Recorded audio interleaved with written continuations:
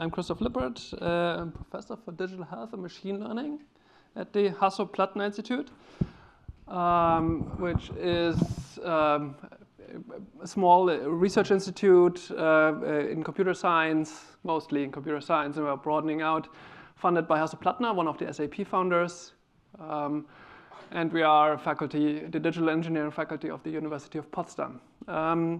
We also have a Hasso-Plattner Institute at Mount Sinai, where I spent 8 months just now, and I spent some time from usually. And yeah, usually I'm interested in working with large cohort data sets or clinical data sets involving EHRs or so on. This is a very special project that I would like to talk about you today, because it's not current data. It's, the title already says it's conservation of historic patient records from Walter Kempner's rice diet for hypertension. So the project takes us back into the 1940s mostly, late to the 90s. So Walter Kempner was a German doctor. He actually lived in Berlin, was at Charité, born in 1903, and actually died in 1997 in Durham. He had to move because of the Nazis, so he's a German Jew. And at Durham, he has been treating patients for hypertension. The project is a very interesting one that was brought to me by Fred Luft, who is a former colleague of mine. So I spent some time as a junior faculty at the McDowel Center in Berlin, and there he is a retired professor. After I moved to the Hasso-Plattner Institute, so the McDowel Center is sort of in the northeast of Berlin. The Hasso-Plattner Institute is in Potsdam, which is in the southwest of Berlin. So he came to my office and said, "Oh, I have this project which might be really interesting to you. It's related to Walter Kempner." So he told me this great story of Walter Kempner, who actually lived in Berlin. So this is here in Berlin-Lichterfelde, Potsdamer Straße. So it says that's the street going from Berlin to Potsdam. It's actually, I've cycled past Walter Kempner's house a few times on my way to work. So I live here in Friedrichshain, so it's like a 20-mile ride to the HBI. And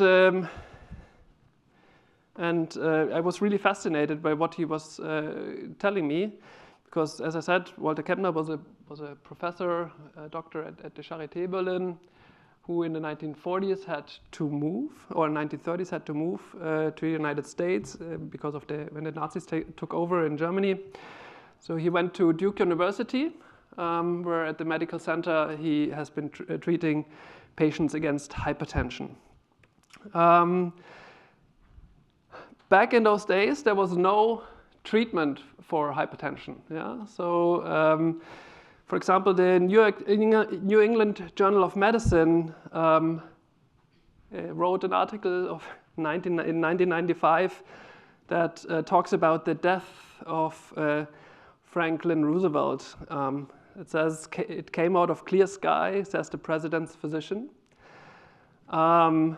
If you look at this chart here, which is the blood pressure of Franklin Roosevelt, you see it goes up and up and up, and this is the time between after the D-Day. So I guess he was in a lot of stress, and then he died soon after. So back in those days, because there was no simple pill that you could take, morbid blood pressure was basically a death sentence. You had something like a half-year life expectancy if you had very high blood pressure and also some other changes. And Walter Kempner, who actually was a kidney researcher or kidney doctor, he actually thought that by offering a diet as a treatment to patients with high blood pressure could help them.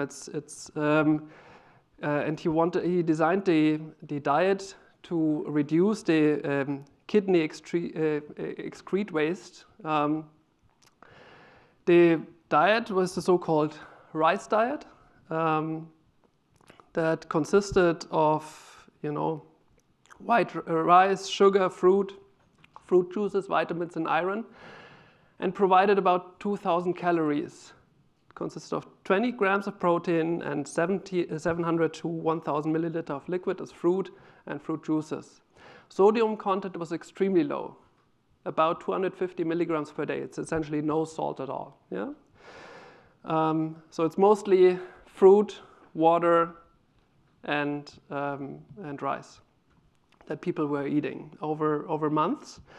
The patients were kept under very strict monitoring. They spent their time in the so-called rice houses at Duke. They were essentially locked up, one could say, yeah? And following this diet. According to many case reports, actually the diet was very successful. So over the years, Walter Kempner published a number of case reports where he looked at individuals, like single patients, and looked at, for example, chest x-rays before and after treatment, or retinal images before and after treatment, and wrote some articles about that. Actually, a lot of people thought at the time that they were made up, but apparently people believed, or the patients believed in this diet, because he treated tens of thousands of patients and actually became very wealthy and made Duke a lot of money with offering this diet. And that was despite, following this excruciating diet over months and being locked up in these houses.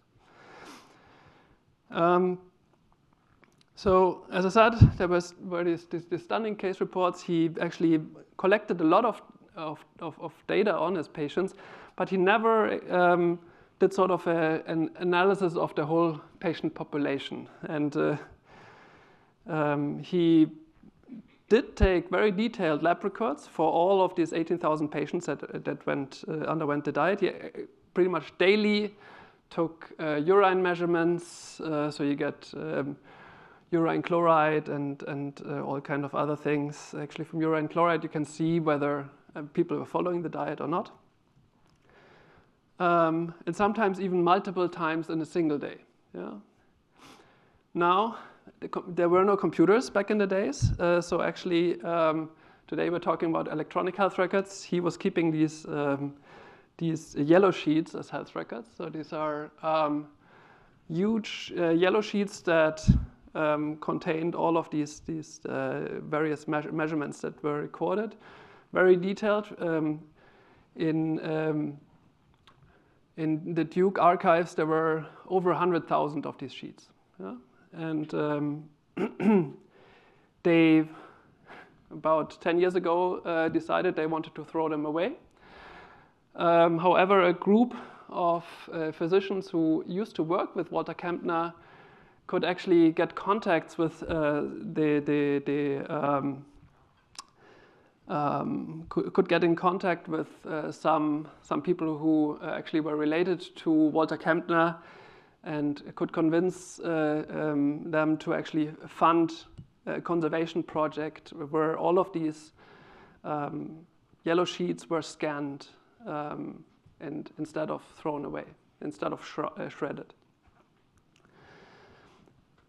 And this is sort of the data that Fred Luft presented to me. And he said, okay, do you want to work on this? We're doing these scans.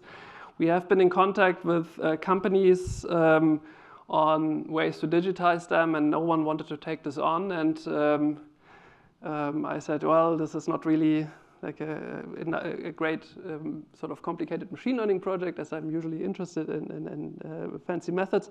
However, at HBI we do student projects. So I actually recruited a team of 8 bachelor students to work on digitization of these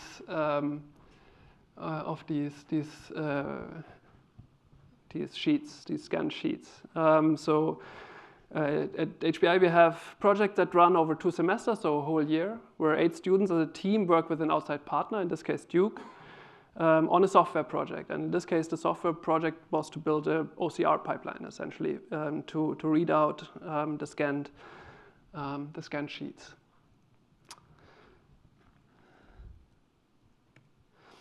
So they focused especially on the most important columns, blood pressure, urine chloride, and so on. So everything that is sort of structured.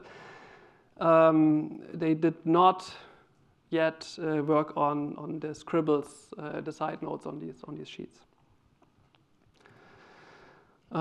They built a pipeline. It's like you start out with getting the images, then you have to align them and straighten them. You have to detect all the edges, and then assign them to a best matching sheet layout. So what does that mean? So over the time, the yellow sheets changed. We actually saw that we found 10 different of these layouts, and based on the detected edges, you could just map them to the closest layout and then get exactly what cells contain what information based on these layouts. And then once you have all the cells, you apply optical character recognition, so handwriting character recognition to each of those cells, and see what you get out, like all of these values. We did some validation by sampling. Of course, we didn't validate everything. By sampling a large number of these sheets, and we found that their OCR approach had a 98.6% accuracy on the per cell level, and there was also some. Duke also paid a contractor. It's essentially a company that is based in India to read out a lot of these cells, and that would type the sheets then into Excel. And yeah, we also validated their data when we found that was also very high quality. Yeah, but this was the first time that we could actually, so after applying this pipeline to all the yellow sheets, it was the first time that we could actually look at the whole patient population and do actually interesting statistics on it. If we look at basically the disease that the people had that enrolled over time, we see that in the beginning, it was almost exclusively patients with hypertension. And then at some point, also patients with obesity came and joined this program. And actually the flex point is exactly around the 1950s when the first hypertension pills were becoming FDA approval and were widely available. So these were diuretics. Essentially, those are things, drugs that allow you to basically pull the liquid out of the body. And we see that we have patients between 1941 and the last patient even in 2000. So that's after the death of Walter Kempner, which was in 1995.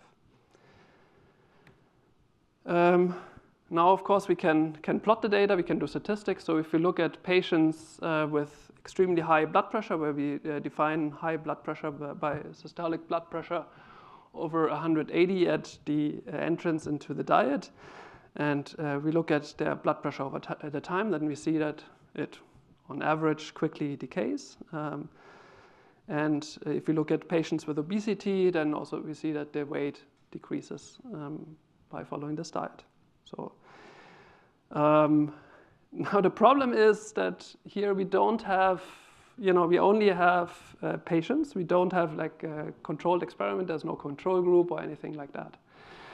So it's a case-only study. So how can we do interesting analysis on this?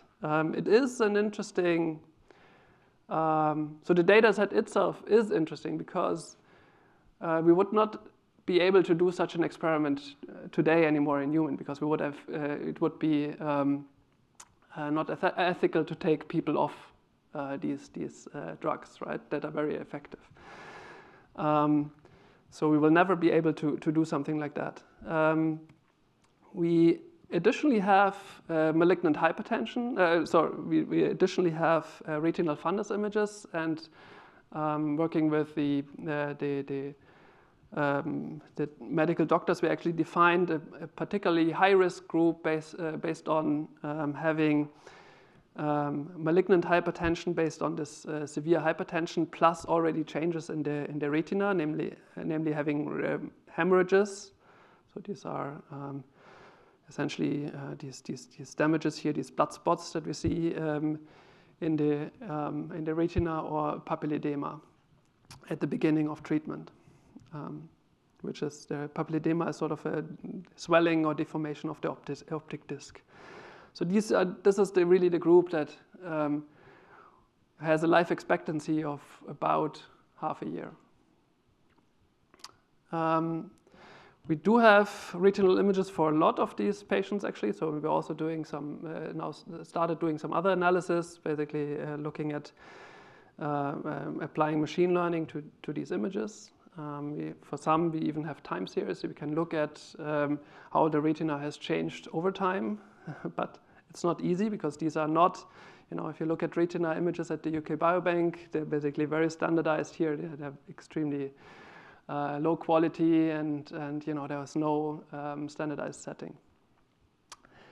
If we look at survival of these patients with, then overall, we see that, so for patients that have low systolic blood pressure, they have a very good 5 years of survival. If we look at the group that has very high systolic blood pressure, over 180, but doesn't have these changes in the retina, then we see that about 80% of them survive after 5 years.